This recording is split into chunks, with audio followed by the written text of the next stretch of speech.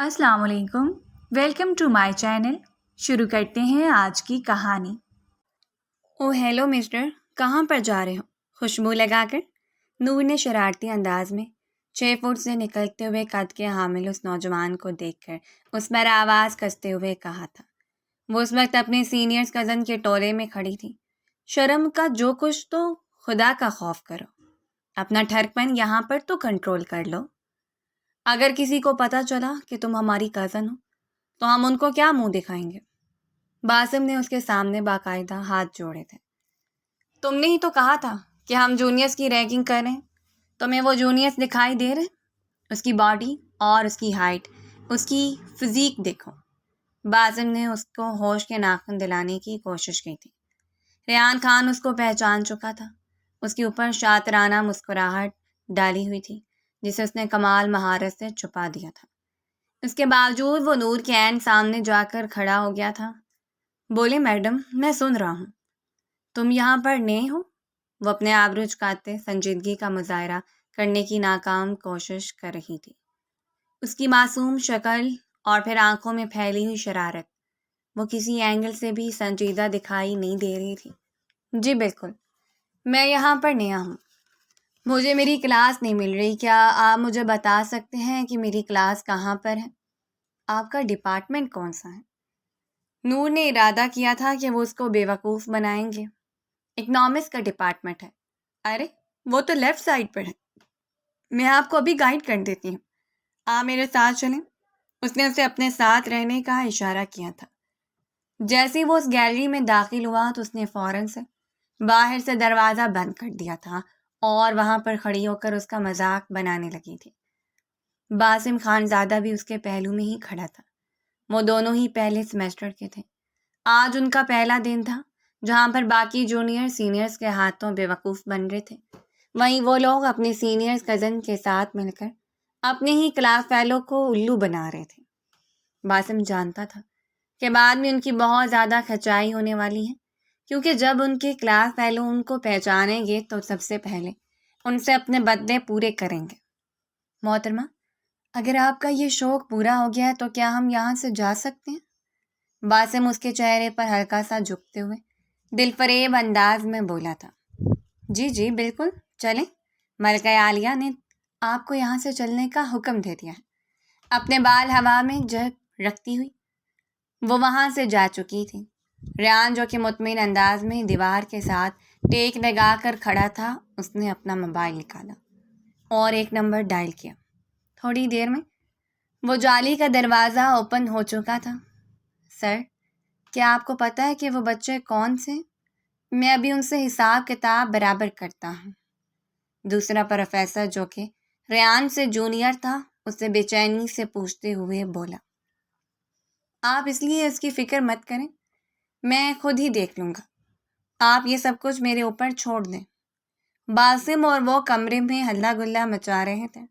Basim अपनी बेसुरी आवाज़ में ऊंचा ऊंचा गाना गा रहा था, जबकि वो ज़ोर ज़ोर से डेस्क बजा रही थी। बाकी स्टूडेंट्स भी उनके आस पास ही जमा थे। वो दोनों बहुत ज़्यादा शुगर लगाते थे। इसी वजह से बाकी क्लास वाले उनके इर्द गिर्द जमा हो गए थे। वहाँ पर अलग से एक माहौल बना हुआ था। प्रोफेसर रेहान कमरे में दाखिल हो चुका था और अब वो डाइस के सामने जाकर खड़ा हो गया था, मगर स्टूडेंट्स को कोई होश ही नहीं था। सिर्फ आगे बैठे हुए चंद स्टूडेंट ही उसके एहतराम में खड़े हुए थे और कुछ स्टूडेंट्स ने ये भी गवारा नहीं किया था। रेहान का बस नहीं चल रहा था कि वो उन दोनों को उठाकर किसी ऐसी जगह पर फेंक दे जहाँ से उनकी वापसी नामुमकिन हो जाए। वो एक सीनियर ऑफिसर होने के साथ साथ सीक्रेट एजेंट भी था। आज से पहले कभी भी किसी ने उससे बेवकूफ़ नहीं बनाया था, मगर एक छोटी सी लड़की के हाथों वो उल्लू बन गया था।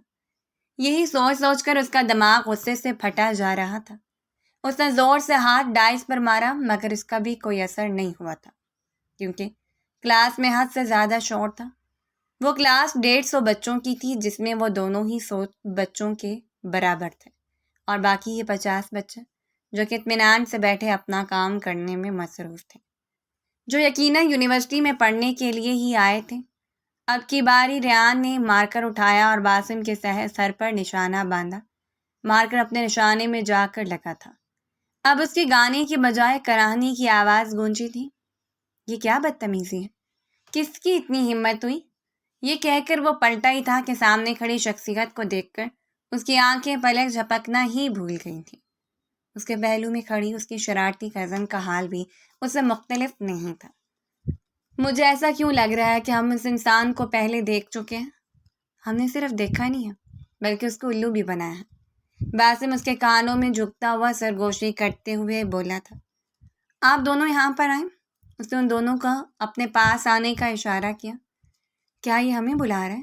مجھے نہیں لگتا کہ ہم سے زیادہ اس کو کسی اور کی ذات میں دلچسپی ہو سکتی ہے۔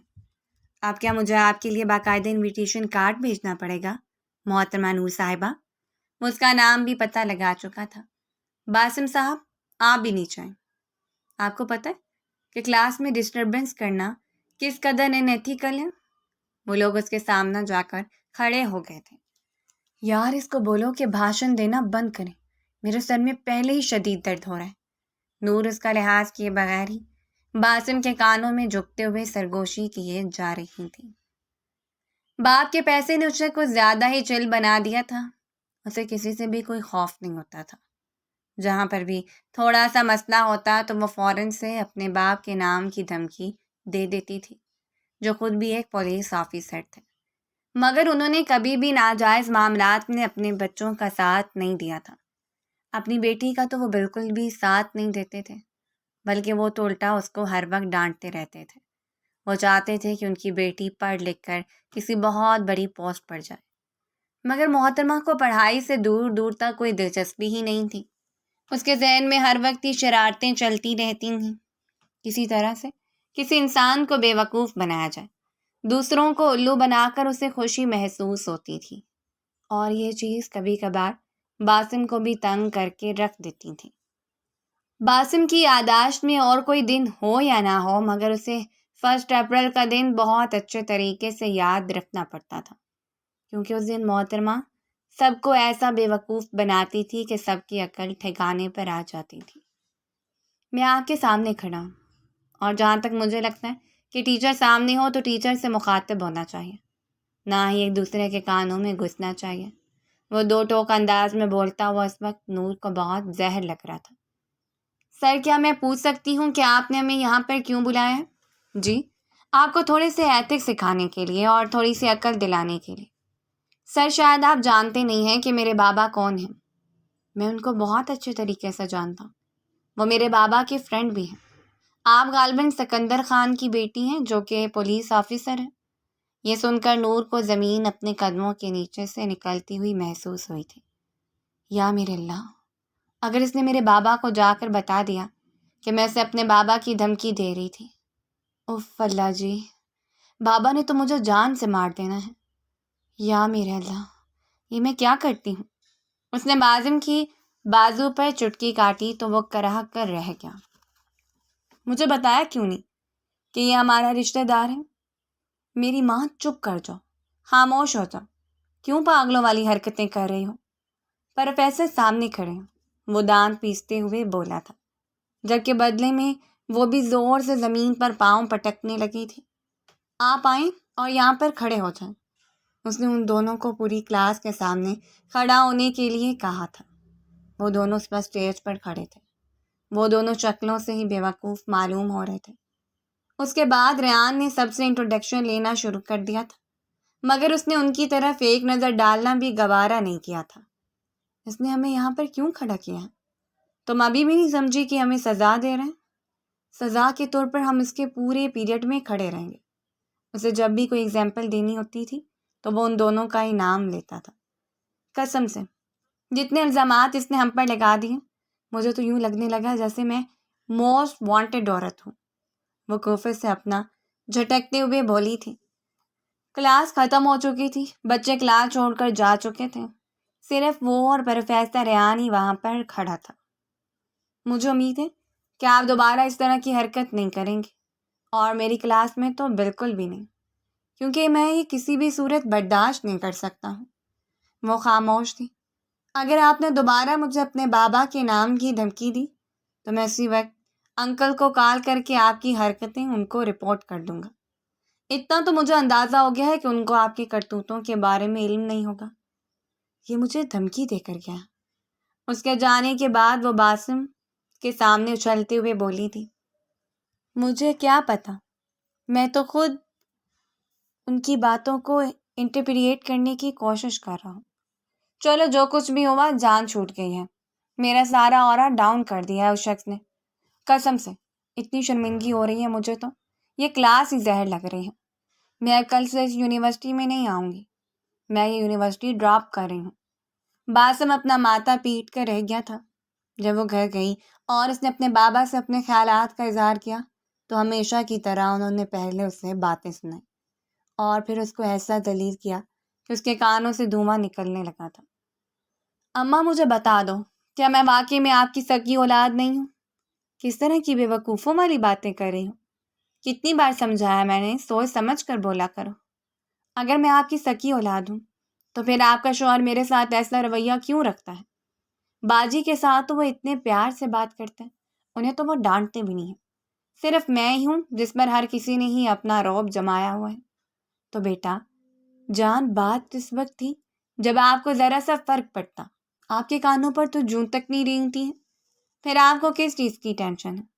آپ تو وہی کرتے ہیں جو آپ کا دل چاہتا ہے۔ وہ کسانی سے ہنسی ہنس کر وہاں سے سائڈ پر ہو گئی تھی۔ اس کی اماں کو اتنا سچ بھی نہیں بولنا چاہیے تھا۔ وہ یہ سوچ کر رہ گئی تھی، میں بہت زیادہ بور ہو رہی ہوں، مجھے سمجھ نہیں آ رہا ہے کہ میں کیا کروں، مجھے کوئی مشورہ دو۔ وہ دونوں اس وقت باسم کے لان میں بیٹھے ہوئے تھے۔ تم یہ میرے ہاتھ دیکھو، مجھے معاف رکھو، خود جو کرنا ہے کرو یار۔ میں سوچ رہی ہوں کہ اس پروفیسر ریان کو دوبارہ سے بے وقوف بناتے ہیں، اسے اپنے کیے کا بدلہ لیتے ہیں۔ تم پاگل تو نہیں ہو گئی ہو؟ ہمارا ایک سبجیکٹ اس کے ہاتھ میں ہے، وہ چاہے تو ہمارے گریڈ بھی کرا سکتا ہے۔ میں تو بالکل بھی پہلے سیمسٹر میں سیل نہیں ہونا چاہتا ہوں۔ اور تم نے اس کی پرسنالٹی نہیں دیکھی؟ یار قسم سے کیا دبنگ پرسنالٹی کا مالک ہے۔ مجھے لگ رہا ہے کہ میں اسے پہلے دیکھ چکا ہوں، شاید میں نے اس کو یونیفارم میں دیکھا تھا۔ باسم اپنے ذہن پر زور ڈالتے ہوئے بولا، بس زیادہ ڈرامے بازی کرنے کی ضرورت نہیں ہے۔ جس طرح کی اس کی شکل ہے مجھے نہیں لگتا کہ اس پر یونیفارم سوٹ کرے گا۔ نور کو وہ پروفیسر بہت زہر لگ رہا تھا کیونکہ اس کی وجہ سے وہ پوری کلاس کے سامنے 1 گھنٹے تک کھڑی رہی تھی۔ اسے شرمندگی تو بالکل بھی نہیں ہوئی تھی، مگر برا ضرور محسوس ہو رہا تھا، وہ بھی اس وجہ سے کیونکہ انہوں نے جو کچھ پروفیسر کے ساتھ کیا تھا وہ اس کا بدلہ لینے میں کامیاب ہو گیا تھا۔ اگلے دن کلاس کے فوراً بعد ہی وہ دبے قدموں سے پارکنگ ایریا میں آ کر کھڑی ہو گئی تھی۔ صبح وہ جلدی یونیورسٹی چلی گئی تھی۔ پروفیسر بلیک پراڈو میں یونیورسٹی کے اندر داخل ہوا تھا۔ اوہ مائی گاڈ، اس کی گاڑی تو دیکھو۔ تو مانو یا نہ مانو، مجھے لگتا ہے کہ یہ بچوں سے پیسے لیتا ہے اور پھر بدلے میں ان کو پاس کرتا ہے۔ شرم کر جاؤ، کیوں کسی کی ذات پر اتنا بڑا الزام لگا رہی؟ یار اس میں الزام لگانے والی کون سی بات ہے؟ تم دیکھ نہیں رہے اتنی بڑی گاڑی، وہ بھی ایک معمولی سے پروفیسر کے پاس؟ مجھے نہیں لگتا کہ اس کی تنخواہ 50,000 سے زیادہ ہوگی۔ یہ بھی تو ہو سکتا ہے کہ وہ کوئی سائڈ بزنس یا جاب کرتا۔ وہ ان دونوں کی جانب آ رہا تھا، وہ فوراً سے چپ ہو گئی تھی۔ مجھے لگتا ہے کہ آپ کو میری کچھ زیادہ ہی فکر ہے، وہ چھوٹی سی لڑکی کی آنکھوں میں دیکھتا ہوا عجیب سے انداز میں کہتا وہاں سے چلا گیا تھا۔ کیا مطلب تھا اس بات کا؟ باسم نے کندھے چکا دیے تھے۔ وہ اس کی گاڑی دیکھ چکی تھی اور پھر چھوٹی ٹائم اس نے اس کی گاڑی کے ٹائر پنچر کر دیے تھے۔ ریان جب اپنی گاڑی کی طرف گیا اور اپنی گاڑی کے ٹائروں کا حال دیکھا تو اس کے ماتھے پر بل پڑ گئے تھے، اس کے تن بدن پر آگ لگ گئی تھی۔ آج اس کی بہت ہی امپورٹنٹ میٹنگ تھی، اس نے 15 منٹ کے اندر اندر اس میٹنگ پر پہنچنا تھا۔ وہ جانتا تھا کہ یہ حرکت اس لڑکی کے علاوہ اور کوئی بھی نہیں کر سکتا۔ اگلے ہی دن وہ کلاس میں کوئز لے کر آ گیا تھا۔ کل وہ بڑی مشکل سے اپنی میٹنگ پر پہنچا تھا۔ اگر وہ ذرا سا بھی لیٹ ہو جاتا تو سینئر آفیسر اس کو سسپینڈ کر دیتے، کیونکہ یہ ایک ایسا کیس تھا جس میں ذرا سی بھی لاپرواہی کسی بھی صورت قابل برداشت نہیں تھی۔ وہ کوئز اس میں سب اسٹوڈنٹس میں بانٹ دیا تھا، مگر اس نے تھوڑی سی تبدیلی یہ کی تھی کہ نور کو اسٹیج پر آنے کے لیے کہا۔ اس نے اپنی چیئر اسٹیج پر رکھی اور نور کو وہاں پر بیٹھنے کا اشارہ کیا۔ اس نے بے ساختہ تھوک نکلا تھا۔ کیا پتا اس کو پتہ چل گیا کہ میں نے اس کی گاڑی کا ٹائر پنچر کیا تھا؟ اس نے باسم سے پوچھا۔ جس طرح سے وہ ری ایکٹ کر رہا ہے محترمہ، مجھے تو یہی لگتا ہے۔ وہ پروفیسر کا ایکس رے کرتے ہوئے بولا تھا۔ تم دعا کرو کہ میں بچ جاؤں۔ میں تو چیٹنگ بھی نہیں کر سکتی ہوں۔ میں نے کل آپ کو جو بھی پڑھایا تھا، میں نے آپ کو ہدایت کی تھی کہ وہ آپ گھر سے ریڈ کر کے آئیے گا، کیونکہ ہر کلاس میں آپ کو ایک کوئز ہوا کرے گا۔ چونکہ یہ کلاس آپ کی ہفتے میں 2 بار ہوتی ہے اور ایک کافی امپورٹنٹ کلاس ہے، اس وجہ سے میں چاہتا ہوں کہ آپ سب لوگ ہی سیریس ہو جائیں، اور جو اس کوئز میں فیل ہو گیا سمجھیں کہ وہ مڈ ٹرم میں پیپرز میں فیل ہے، اسے پھر مڈس کے پیپر دینے کی کوئی ضرورت نہیں ہے۔ یا میرے اللہ! جیسے اس نے کوئز دیکھا، اس کو اپنی دنیا گول گول گھومتی ہوئی محسوس ہوئی تھی۔ یہ سوال تو اس نے بچپن سے لے کر اب تک کبھی دیکھے ہی نہیں تھے، جبکہ باقی کلاس زور و شور سے کوسچنز حل کیے جا رہے تھے۔ کاش میں آوارہ گردی کرنے کی بجائے تھوڑا سا پڑھ لیتی۔ صرف 5 منٹ کا ہی تو کام تھا۔ اگر میں ایک نظر کتاب پر ڈال دیتی تو کیا ہو جاتا؟ وہ اس وقت اپنے پیپر کو دیکھ کر یہی سوچ رہی تھی۔ اس کے پاس تو پین بھی نہیں تھا اور نہ ہی کوئی رجسٹر تھا۔ صرف یہی نہیں، کلاس ختم ہونے کے فوراً بعد ہی اس کو آفس میں بلایا گیا تھا۔ اس کے بابا اس کے قریب ہی رکھی کرسی پر بیٹھے ہوئے تھے۔ جس انداز میں وہ اس کو دیکھ رہے تھے، نور کا دل کیا کہ زمین پھٹے اور وہ اس میں سما جائے۔ ارے انکل، آپ کو یہاں پر آنے کی کیا ضرورت تھی؟ میں بس یہ چاہ رہا تھا کہ آپ اس کو تھوڑا سا سمجھائیں، کیونکہ اس طرح کے بچوں والی حرکتیں اس کو سوٹ نہیں کرتی۔ نور کا دل کر رہا تھا کہ وہ پروفیسر ریان کو کچا چبا جائے۔ میں اس کی حرکتوں کی وجہ سے خود بہت زیادہ پریشان ہوں۔ مجھے سمجھ نہیں آتا ہے کہ میں کیا کروں۔ تم نے اچھا کیا جو مجھے بتا دیا، اور ویسے بھی زحمت کی کون سی بات ہے۔ میں اس کی یونیورسٹی کے سامنے سے گزر رہا تھا۔ ریان کے ساتھ اس کی فیملی ٹرمز نکل آئے تھے، جس کی وجہ سے وہ بار بار پہلو بدل رہی تھی۔ اب تو وہ بابا کی بھی فیورٹ ہو چکا تھا، اب تو اسے بدلہ لینے کا سوال ہی پیدا نہیں ہو سکتا تھا۔ آج اس کی ایک ہی کلاس نہیں، اس کے بابا جان اسے اپنے ساتھ ہی لے کر حویلی آئے تھے۔ پورا راستے وہ اس کو ڈانٹتے رہے تھے۔ آپ نے شخص کی باتوں پر یقین کر لیا، لیکن آپ کو مجھ پر ذرا بھی یقین نہیں ہے۔ کیا آپ کو واقعی لگتا ہے کہ میں اس کی گاڑی کا ٹائر پنچر؟ بات کرتے کرتے اس کی زبان کو بریک لگی تھی۔ اسے یہ تو نہیں پتا تھا کہ پروفیسر نے اس کی شان کے بارے میں کون کون سے قصیدے پڑھے ہیں۔ اپنے منہ سے وہ اپنا ایک اور پول کھول چکی تھی۔ اس کے بابا نے ایک جھٹکے سے گاڑی روکی تھی۔ تم نے کیا کہا؟ دوبارہ سے کہو۔ وہ بابا کچھ نہیں، میں تو بس دوبارہ سے کہو، انہوں نے اونچی آواز میں کہا تو وہ دھیمے لہجے میں سر جھکاتے ہوئے بولی تھی۔ یہی کہ میں نے ان کی گاڑی کا ٹائر پنچر کر دیا تھا۔ او مائی گاڈ! اتنا تو میں بھی شرارتی نہیں تھا۔ تم کس پر چلی گئی ہو؟ مجھے تو لگتا ہے کہ امی جان کی بددعا لگ گئی ہے مجھے۔ اس کے بابا خود بھی بچپن میں بہت زیادہ شرارتی تھے، مگر اس چھوٹی سی لڑکی کی شرارتوں کا مقابلہ کرنا ان کے لیے مشکل ہی نہیں، ناممکن تھا۔ وہ زیادہ سے زیادہ اپنے گھر والوں کو تنگ کرتے تھے، مگر نور نے سب کی ناک میں دم کر کے رکھا ہوا تھا۔ کسی نے اپنی شرارتوں کی وجہ سے تم بڑی مشکل میں پھنس جاؤ گے، اور پھر اس وقت مجھ سے شکایت مت کرنا، کیونکہ میں ہر جگہ پر تمہیں بچانے کے لیے نہیں آ سکتا ہوں۔ اب کی بار وہ سنجیدہ ہو گئے تھے، وہ بھی تھوڑی سی نرم پڑ گئی تھی، اس کی آنکھوں میں آنسو تیرنے لگے تھے۔ تم جانتی ہو نا کہ میں تم سے کتنی محبت کرتا ہوں۔ آپ مجھ سے نہیں، بلکہ آپ باجی سے محبت کرتے ہیں۔ آپ ان کے لیے ہر روز ہی چیزیں لے کر آتے ہیں، اور مجال ہے جو مجھے آپ نے کبھی ایک چھوٹا سا بھی تحفہ دیا ہو۔ وہ یہ کہہ کر پھوٹ پھوٹ کر رونے لگی تھی۔ اس کے بابا نے ایک گہری سانس خارج کی۔ میں نے تمہارے لیے چھوٹا نہیں بلکہ ایک بہت ہی بڑا تحفہ لیا ہے۔ تمہیں ویگو ڈالا پسند ہے نا؟ تم وہ لینا چاہتی تھی۔ ابھی انہوں نے بات مکمل ہی نہیں کی تھی کہ اس نے جٹ سے اپنی آنکھیں صاف کی۔ کیا آپ نے میرے لیے ویگو ڈالا خریدا ہے؟ کیا میں اپنی بیٹی کی کوئی فرمائش ٹال سکتا ہوں؟ وہ الٹا سوال کرنے لگے تھے۔ بابا، آپ بہت اچھے ہیں۔ اس کی امی کا پریشانی کے مارے برا حال تھا۔ پہلے ہی اس نے سب لوگوں کی ناک میں دم کر کے رکھا ہوا ہے، اور اوپر سے آپ نے اس کو گاڑی لے کر دے دی ہے۔ ایک طرف آپ اس کی حرکتوں سے پریشان ہوتے ہیں اور دوسرا اس کو موقع دیتے ہیں۔ وہ اس رات گاڑی لے کر باہر نکل گئی تھی۔ ابھی زیادہ ٹائم نہیں گزرا تھا، رات کے 9 بج رہے تھے۔ باسم بھی اس کے ساتھ ہی تھا۔ وہ دونوں لانگ ڈرائیو پر نکلے تھے۔ آئس کریم کھانے کے بعد ایک بار پھر سے وہ سڑک پر گاڑی دوڑانے لگی تھی۔ وہ بہت اچھی ڈرائیونگ کرتی۔ ابھی باسم اس کی تعریف کرنے والا تھا کہ وہ سامنے سے آنے والی گاڑی کو دیکھ کر بکھلا گئی تھی۔ اس نے تھوڑی لیٹ بریک ماری تھی، جس کی وجہ سے گاڑی سامنے سے آنے والی گاڑی سے بری طرح ٹکرائی تھی۔ وہ جو اپنی ڈیوٹی سے واپس آ رہا تھا اور بہت زیادہ تھکا ہوا تھا، چاہتا تھا کہ گھر پر جا کر آرام کرے۔ سامنے اپنے 2 شرارتی اسٹوڈنٹس کو دیکھ کر گہری سانس خارج کر کے رہ گیا۔ مجھے یہ شخصیت جانی پہچانی معلوم ہوئی ہے، اس نے اپنی آنکھیں چھوٹی چھوٹی کر کے گھونٹتے ہوئے کہا تھا۔ اس کی نظر کافی حد تک کمزور ہو چکی تھی اور اسے چشمہ پہننے کی ضرورت تھی۔ یہ مشورہ باسم نے اسے پہلے بھی دیا تھا، مگر وہ ہر بار ہی بھول جاتی تھی۔ لیکن اس طرح کے موقعوں پر اسے شدت سے اپنی کمزور نظر کا احساس ہوتا تھا۔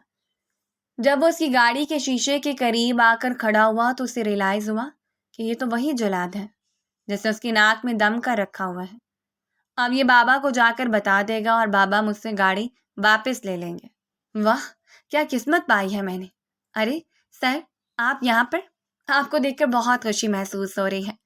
اپنے لبوں پر مصنوعی مسکراہٹ سجاتے ہوئے وہ دل فریب انداز میں بولنے کی ناکام کوشش کر رہی تھی۔ وہ تو مجھے اندازہ ہے جو تمہیں خوشی ہو رہی ہے۔ گاڑی سے باہر نکلو۔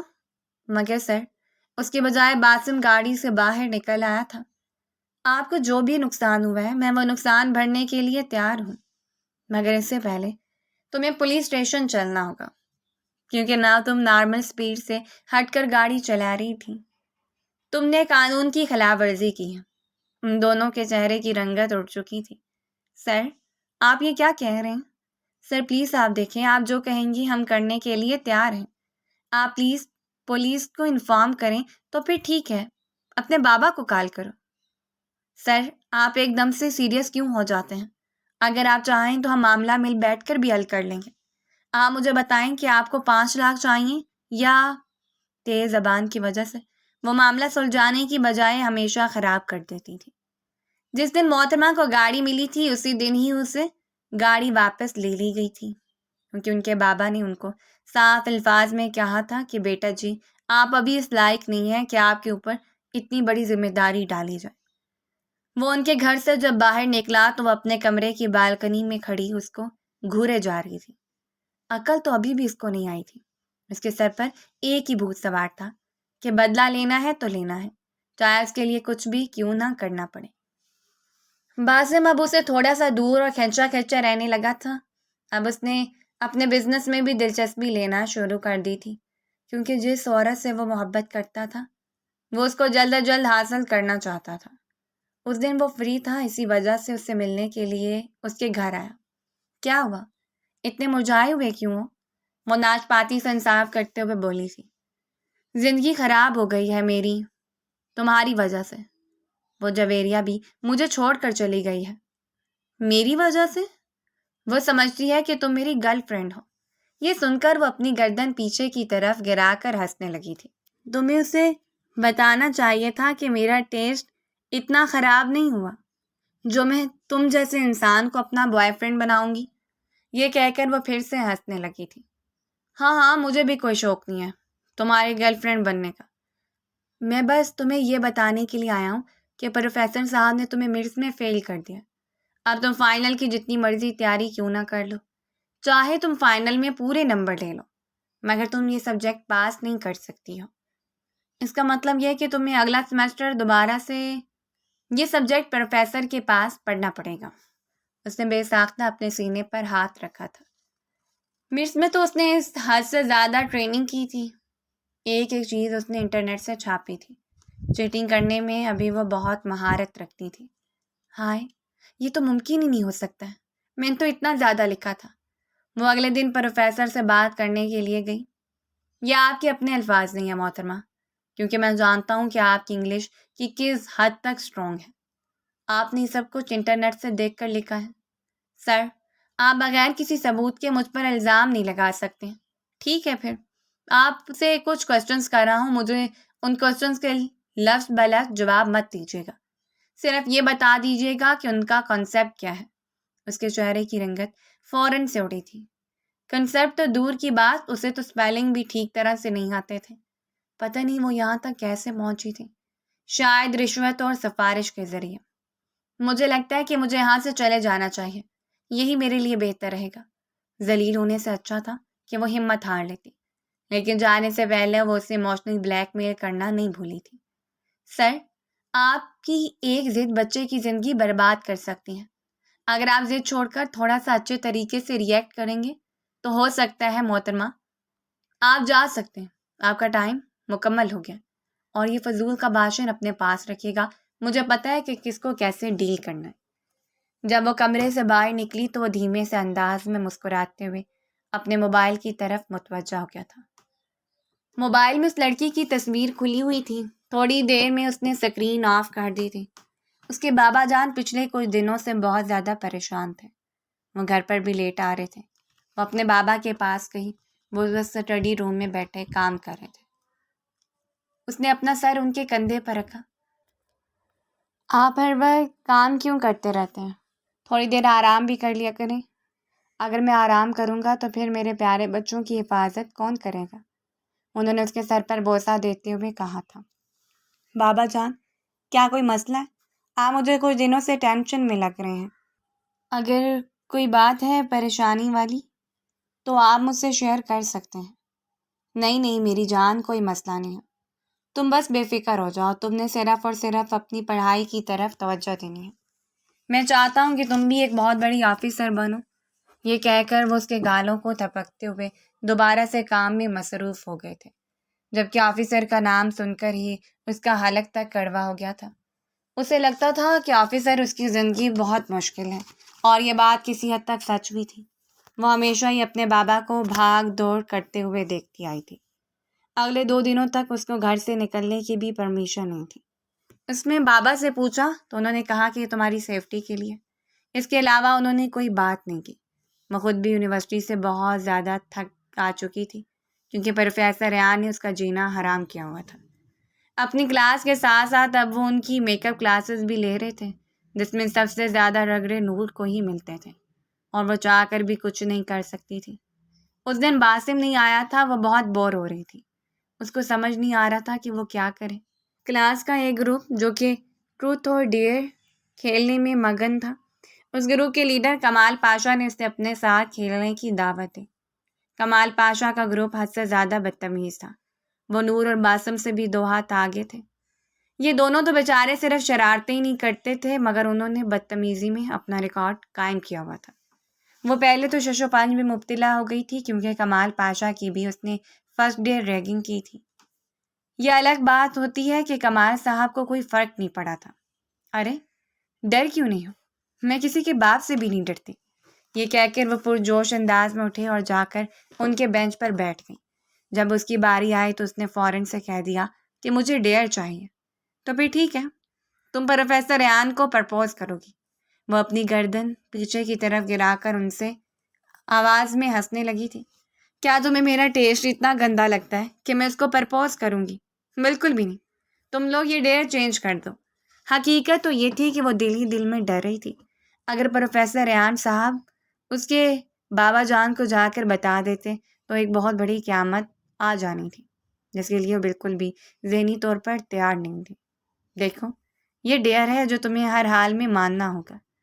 اگر تم یہ نہیں مانو گی تو ہم یہی سمجھیں گے کہ تم ڈر گئی ہو، خوفزدہ ہو کر پیچھے ہٹ گئی ہو۔ پھر جو تم اتنی بڑی بڑی باتیں کرتی ہو وہ سب جھوٹ ہے۔ حقیقت میں تم ایک ڈرپوک لڑکی ہو۔ او ہیلو مسٹر، میں نے تمہیں پہلے بھی بتایا تھا کہ میں اپنے رب کے علاوہ کسی سے بھی نہیں گھبراتی ہوں، اور جہاں تک پرپوز کرنے کا سوال ہے تو ٹھیک ہے، میں پرپوز کر لوں گی، مجھے کوئی مسئلہ نہیں ہے۔ یہ کہہ کر وہ تن فن کرتی ہوئی کمرے سے باہر نکلی تھی۔ وہ اسے پوری کلاس کے سامنے پرپوز کرنے کے لیے بول رہے تھے، مگر کمال پاشا نے ہاتھ اٹھا کر انہیں خاموش رہنے کا اشارہ کیا تھا، کیونکہ اس نے بھی تو اپنا راستہ صاف کرنا تھا۔ وہ پلر کے قریب ہی موبائل لے کر کھڑا ہو گیا تھا۔ وہ اس پوزیشن میں کھڑا تھا کہ کوئی بھی اس کو نہیں دیکھ سکتا تھا، لیکن وہ سامنے والا منظر صاف دیکھ پا رہا تھا۔ وہ پروفیسر ریان کے سامنے جا کر کھڑی ہو گئی تھی۔ پروفیسر نے ایک سرسری نظر اس پر ڈالی آج اس کی نئے سبجیکٹ کی کلاس تھی جس کا پہلا دن تھا۔ وہ امید کر رہا تھا کہ آج کا دن خوشگوار گزرے گا۔ محترمہ کو وہاں پر دیکھ کر ان کے ماتھے پر بل پڑ گئے تھے۔ کیا مسئلہ ہے تمہیں؟ اب تمہارے دماغ میں کون سی نئی شرارت چل رہی ہے؟ وہ اس کو آڑے ہاتھوں لیتے ہوئے بولے تھے۔ وہ مجھے آپ سے ایک بہت ہی ضروری بات کرنی تھی۔ اس نے ایک نظر پیچھے کمال پاشا کے گروپ پر ڈالی جو اس کو تھم اپ کر کے بیسٹ آف لک کا اشارہ دے رہے تھے۔ سر، میں آپ سے بہت محبت کرتی ہوں۔ میں آپ سے شادی کرنا چاہتی ہوں۔ آپ سوچ بھی نہیں سکتے کہ آپ مجھے کتنے اچھے لگتے ہیں۔ جب سے میں نے آپ کو دیکھا ہے تب سے ہر چیز میری نظروں کے سامنے سے ہٹ گئی ہے۔ مجھے صرف اور صرف آپ کا ہی چہرہ نظر آتا ہے۔ وہ یہ جملہ کسی مووی میں سن چکی تھی اور اب اس کو ہی رٹو طوطے کی طرح سنا رہی تھی۔ یوں لگ رہا تھا جیسے وہ پرپوز نہیں کر رہی بلکہ وائوا سنا رہی ہے۔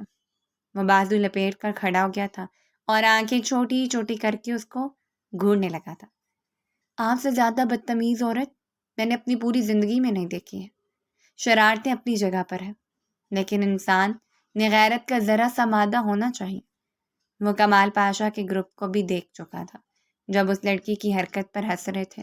جن کی باتوں میں آ کر تم یہ سب کچھ کر رہی ہو وہ تم پر ہنس رہے ہیں اور تمہاری ویڈیوز بنا رہے ہیں۔ ریان کی آنکھوں سے کوئی بھی چیز چھپی ہوئی نہیں تھی۔ وہ کمال پاشا کو بھی پلڑ کے پیچھے چھپتا ہوا دیکھ چکا تھا۔ بہت جلدی پوری یونیورسٹی میں تمہارا مذاق بن جائے گا۔ یہ کہہ کر وہ لمبے لمبے ڈھک بڑھتا ہوا اپنی کلاس کی طرف بڑھ گیا تھا جبکہ وہ حیرت سے اس کی پشت کو دیکھتی رہ گئی تھی۔ وہ تیزی سے بھاگتی ہوئی کمال پاشا کے پاس گئی تھی اور اس کے ہاتھ سے موبائل ایک جھٹکے سے چھین لیا تھا۔ یہ کیا بدتمیزی ہے؟ تمہاری ہمت بھی کیسی ہوئی میری ویڈیو بنانے کی؟ تم نے تو کہا تھا میرا موبائل واپس کرو۔ کمال نے اسے دھمکی آمیز انداز میں کہا۔ تمہیں لگتا ہے کہ تمہاری ان دھمکیوں سے خوف زدہ ہو جاؤں گی؟ یہ کہہ کر اس نے موبائل زور سے زمین پر پھینکا تھا کیونکہ ابھی تک ویڈیو سیو نہیں ہوئی تھی، ریکارڈنگ چل رہی تھی۔ میرا ہی دماغ خراب ہو گیا تھا جو میں نے تم لوگوں کی بات ماننے کا فیصلہ کر لیا۔ وہ غصے سے پاؤں پٹکتی ہوئی وہاں سے چلی گئی تھی۔ پیپر سر پر تھے اور اسے ایک لفظ بھی نہیں آتا تھا۔ باسم ان دنوں بزنس میں اتنا مصروف ہو گیا تھا کہ اسے کسی چیز کا کوئی ہوش ہی نہیں تھا۔ اس کے دماغ پر صرف ایک ہی بھوت سوار تھا کہ اس نے بہت بڑا بزنس مین بننا ہے اور ڈھیر سارا پیسہ کمانا ہے۔ وہ لائبریری میں بیٹھی نوٹس بنانے کی ناکام کوشش کر رہی تھی جب اس کو محسوس ہوا کہ کوئی اس کے پہلو میں آ کر بیٹھا ہو۔ نگاہیں اٹھا کر دیکھی تو وہاں پر پروفیسر ریان موجود تھا جو گہری نظروں سے اس کو دیکھ رہا تھا۔ وہ ایک لمحے کے لیے گڑبڑا گئی تھی۔ میں نے آپ کے پرپوزل کے بارے میں بہت سوچا اور میں نے فیصلہ کیا ہے کہ میں آپ سے شادی کروں گا۔ یہ کہہ کر وہ کرسی سے ٹیک لگا کر ریلیکس ہو کر بیٹھ گیا تھا۔ دیکھیں سر، وہ ایک مذاق تھا۔ اس نے کچھ کہنے کی کوشش کی تھی مگر ریان تو اس کی کوئی بھی بات سننے کے لیے تیار ہی نہیں تھا۔ آپ کے گھر اپنے پیرنٹس کو بھیج رہا ہوں۔ مجھے امید ہے کہ آپ کے پیرنٹس کو بھی کوئی اعتراض نہیں ہوگا۔ وہ وہاں سے جانے لگا تھا کہ وہ دبے دبے لفظوں میں چیختے ہوئے بولی تھی، میں آپ جیسے انسان کے ساتھ شادی نہیں کر سکتی ہوں جس کا ہر دوسری لڑکی کے ساتھ اسکینڈل بنا ہوا ہے۔ اس یونیورسٹی میں کوئی بھی ایسی لڑکی نہیں ہے جس کو آپ نے بخشا ہو۔ اوہ، اس کا مطلب یہ ہے کہ تم بھی انہی لڑکیوں کی فہرست میں آنے والی ہو جن کو میں استعمال کر چکا ہوں۔ پھر کیسے انداز میں جواب دیتا ہوا مسکراتا ہوا اس کے تن بدن پر آگ لگاتا ہوا وہاں سے جا چکا تھا۔ اس شام جب وہ گھر واپس پہنچی تو بہت زیادہ ڈسٹرب تھی۔ ریان کو ڈرائنگ روم سے نکلتا ہوا دیکھ کر اس کی بے چینی میں مزید اضافہ ہو گیا تھا۔ آج کل اس کے نور کے گھر میں کچھ زیادہ ہی چکر لگنے لگے تھے۔ وہ سمجھ نہیں پا رہی تھی کہ یہ سب کچھ کیا ہو رہا ہے۔ باسم بھی ان دنوں اپنے کام میں مصروف ہو گیا تھا۔ کمال پاشا کے آس پاس بہت سے چکر لگنے لگے تھے۔ جب بھی اسے محسوس ہوتا تھا کہ اسے دیکھ رہے، وہ نگاہیں اٹھاتی تو سامنے پاشا کھڑا ہوتا تھا۔ وہ ہمیشہ ہی اس کو دوستانہ مسکراہٹ دیتا تھا۔ ایک ہفتہ گزرا تو اس کے سر کے اوپر ایک ایسی قیامت ٹوٹی جس کے بارے میں اس نے کبھی اپنے خوابوں میں بھی نہیں سوچا تھا۔ اس کی اماں ابا کا ایک حادثے میں انتقال ہو گیا تھا، ان کے ساتھ ان کی بڑی بہن بھی تھی۔ اس حادثے میں وہ تینوں ہی جاں بحق ہو گئے تھے اور اس دنیا میں بالکل اکیلی رہ گئی تھی۔ یہ وقت اس کے لیے بہت مشکل تھا کیونکہ اس کے تایا جان کی حقیقت بھی اس پر آشکار ہو گئی تھی۔ ادھر اس کے بابا کا انتقال ہوا تھا اور ادھر انہوں نے ساری زمینوں پر قبضہ کر لیا تھا۔ اس کے بابا کا جو سائیڈ بزنس چل رہا تھا، جس کو وہ کبھی کبھار ہی دیکھتے تھے اور جس کو زیادہ تر اس کی بہن سنبھال رہی تھی، انہوں نے اس کو بھی اپنے قبضے میں لے لیا تھا۔ باسم، جس کے ساتھ اس کی بہت اچھی دوستی تھی، اس کی اصلیت بھی اس پر کھل کر واضح ہو گئی تھی۔ وہ کبھی بھی اس کے ساتھ مخلص نہیں رہا تھا اور اب تایا جان چاہ رہے تھے کہ اس کا باسم سے نکاح کروا دے۔ کچھ تو خدا کا خوف کرے، میرا پورا خاندان اس دنیا سے چلا گیا ہے، میرا دل غم سے پھٹ رہا ہے، اور آپ چاہتے ہیں کہ میں اپنے ان ہاتھوں پر مہندی سجا لوں اور شادی کر لوں؟ میں ایسا نہیں کر سکتی ہوں، اور باسم کے ساتھ بالکل بھی نہیں۔ میں نے اس کو ہمیشہ ہی اپنا بھائی سمجھا۔ ارے بچی، شادی سے پہلے سب کزنس آپس میں بہن بھائی ہی ہوتے ہیں۔ اس کی چچی جان نے اس کے کندھے کو تھپکتے ہوئے کہا تو وہ غصے سے ان کا ہاتھ جھٹکتے ہوئے کہنے لگی، میں مر جاؤں گی مگر کبھی بھی اس سے نکاح نہیں کروں گی۔ پہلے ہم نے سوچا تھا کہ تم اس رشتے کو سمجھنے کے لیے، قبول کرنے کے لیے تھوڑا سا وقت دیتے ہیں، لیکن نہیں، تم اس قابل ہی نہیں ہو۔ کل ہی تمہارا باسم کے ساتھ نکاح ہوگا۔ اس رات بھی وہ اپنے کمرے میں بیٹھی روتی رہی۔ اس کا دھیان بار بار پروفیسر ریان کی طرف جا رہا تھا، جس نے اس کے گھر میں آنا ہی چھوڑ دیا تھا۔ سب جھوٹے تھے، سب دھوکے باز تھے۔ میرے بابا کے ساتھ کوئی بھی وفادار نہیں تھا۔ جن لوگوں نے میرے بابا کی وفاداری نہیں کی، وہ میرے ساتھ کیسے اچھا سلوک کر سکتے ہیں؟ وہ یہی سوچ کر سسکنے لگتی تھی۔ اگلے دن وہ اسٹیج پر دلہن بنی بیٹھی ہوئی تھی جب لاؤنج کا دروازہ ایک زوردار آواز سے کھلا۔ میری منگیتر کا نکاح آپ کسی اور کے ساتھ کیسے پڑھا سکتے ہیں، وہ بھی میری اجازت کے بغیر؟ یہ کہہ کر ریان اطمینان سے اسٹیج پر جا کر کھڑا ہو گیا تھا، جبکہ اس کی باتیں سن کر وہ مزید پریشان ہو گئی تھی۔ او ہیلو مسٹر، کون ہو تم؟ میں جو کوئی بھی ہوں، تمہیں اس سے غرض نہیں ہونا چاہیے۔ میں یہاں پر صرف اور صرف تمہیں یہ بتانے کے لیے آیا ہوں کہ اگر تمہیں اپنی زندگی عزیز ہے تو یہاں سے دفع ہو جاؤ، ورنہ ایک لمحے میں ہی تمہارے سارے کیس کھول کر ہمیشہ ہمیشہ کے لیے جیل کی سلاخوں کے پیچھے پھینک دوں گا۔ وہ باسم کے باپ کی آنکھوں میں آنکھیں ڈالتا ہوا بولتا اس وقت ایک زخمی شیر معلوم ہو رہا تھا۔ اس کے پاس باسم کے باپ کے خلاف بہت سارے ثبوت تھے، اور چونکہ وہ ایک پولیس آفیسر تھا، اسی وجہ سے وہ اسے پنگا لینے سے گریز کر رہے تھے۔ انہوں نے اپنے بیٹے کو وہاں سے اٹھنے کا اشارہ کیا۔ ریان اطمینان سے نور کے پہلو میں بیٹھ گیا تھا۔ وہ بہت زیادہ الٹی ہوئی تھی، خوف کے مارے اس کا برا حال تھا۔ اس کا جسم بھی ہولے ہولے لرز رہا تھا۔ ریان نے اس کے ہاتھوں پر اپنا ہاتھ رکھنا چاہا تو اس نے فوراً سے اپنا ہاتھ کھینچ لیا تھا۔ وہ اس نکاح سے انکار کرنا چاہتی تھی مگر نہیں کر پا رہی تھی۔ میں کچھ ہی عرصے کے بعد تم سے طلاق لے لوں گی۔ جب وہ اس کے ساتھ گاڑی میں جا کر بیٹھی تو دو ٹوک انداز میں بولی۔ ریان نے اپنے اندر اٹھتے ہوئے لاوے پر بڑی مشکل سے قابو پایا تھا۔ اگر طلاق ہی لینی تھی تو پھر نکاح کیا فائدہ؟ یہ سب کچھ میں نے اپنی سیکیورٹی کے لیے کیا، کیونکہ میں جانتی ہوں کہ اگر میں تایا جان کے گھر پر ہی یا پھر اکیلی رہی تو وہ مجھے نقصان پہنچانے کی کوشش کریں گے۔ وہ میرے بابا کی جائیداد ہڑپ کر لیں گے، اور تمہیں لگتا ہے کہ میں اتنی آسانی سے تمہیں خود سے دور کروں گا؟ تم میری بیوی بن چکی ہو، اب ساری زندگی تم نے میرے ساتھ ہی رہنا ہے۔ ویسے بھی تم نے مجھے پرپوز کیا تھا تو آج میں تمہارے پرپوزل کا جواب دینے کے لیے ہی آیا تھا۔ یہ کہہ کر اس نے گاڑی کی سپیڈ تیز کر دی تھی۔ وہ انکل فاروق کے گھر آ گئی تھی مگر وہ ریان کے کمرے میں نہیں رہتے تھے۔ اس کے لیے ایک الگ سے کمرہ سیٹ کیا گیا تھا اور اس کے لیے آنٹی کا جتنا بھی شکریہ ادا کرتی کم تھا۔ اس نے یونیورسٹی دوبارہ سے سٹارٹ کر دی تھی مگر وہ ریان کا سامنا کرنے سے گریز کرتی تھی۔ اکثر تو اس کی کلاس بھی اٹینڈ نہیں کرتی تھی کیونکہ انکل فاروق نے اس کو تسلی دی تھی، فکر مت کرو، ریان تمہیں فیل نہیں کرے گا۔ وہ نور کو جن باتوں سے منع کرتا تھا وہ ان سے منع ہونے کی بجائے جان بوجھ کر وہی کام کرتی تھی۔ اس کی کسی بات کا سیدھا جواب نہیں دیتی تھی، اسی سے بدتمیزی کرتی تھی اور بہت ہی صبر اور تحمل کا مظاہرہ کرتا تھا، لیکن اب اس کے لیے برداشت کرنا مشکل ہو گیا تھا۔ وہ اس یونیورسٹی میں صرف اور صرف ڈرگز فروشوں کے گروہ کو پکڑنے کے لیے گیا تھا جو ڈرگز ڈیلنگ کے ساتھ ساتھ لڑکیوں کو سمگل کرنے کے کیس میں بھی ملوث تھے۔ ریان کو اب 100% یقین ہو گیا تھا کہ یہ کام کمال پاشا کا ہے۔ اس نے کمال پاشا سے دور رہنے کا کہا تو وہ جان بوجھ کر اپنا زیادہ تر وقت اسی کے ساتھ ہی گزارنے لگی تھی۔ ریان کو سمجھ نہیں آتا تھا کہ وہ اس کو کس طرح سے عقل دلائے، کیسے اس کو بتائے۔ اگر اس کے پاس میں ہوتا تو اس پر کمال پاشا کی حقیقت بھی آشکار کر دیتا، مگر یہ اس کو اپنے سینئر آفیسر کی طرف سے الاؤ نہیں تھا۔ وہ اس کو باتوں باتوں میں بہت کچھ بتا چکا تھا، مگر وہ ماننے کے لیے تیار ہی نہیں تھی۔ وہ اس کو ہمیشہ ایک یہی بات کہتی تھی کہ مجھ پر توجہ دینے کی بجائے اپنی زندگی پر فوکس کرو اور اپنی زندگی کو تھوڑا سا بہتر بناؤ، لڑکیوں کے چکروں میں سے نکل آؤ، کیونکہ تمہاری وجہ سے مجھے بہت ہی شرمندگی اٹھانی پڑتی ہے۔ میں تو اس دن سے خوفزدہ ہو رہی ہوں جب سب کو یہ پتہ چلے گا کہ میں تمہاری بیوی ہوں۔ میرا تو موئے موئے ہو جائے گا۔ میں نہیں جانتا تھا کہ تمہارے ذہن میں یہ باتیں کون ڈال رہا ہے، مگر جو بھی یہ کہہ رہا ہے وہ صرف اور صرف تمہیں ڈسٹرب کرنے کے لیے کہہ رہا ہے۔